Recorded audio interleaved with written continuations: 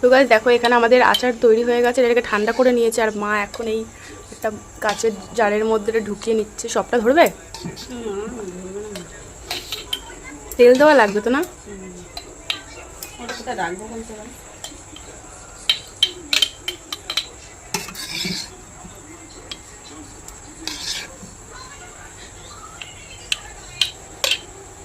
আর একটা এরকম শিশি হলে হয়ে যাবে।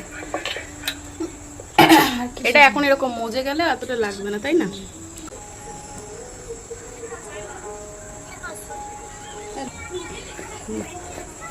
রেডি একটা। তো বন্ধুরা বলো তুমি। তো বন্ধুরা আমাদের তেল আচার বল তো বন্ধুরা আমাদের তেল আচার রেডি।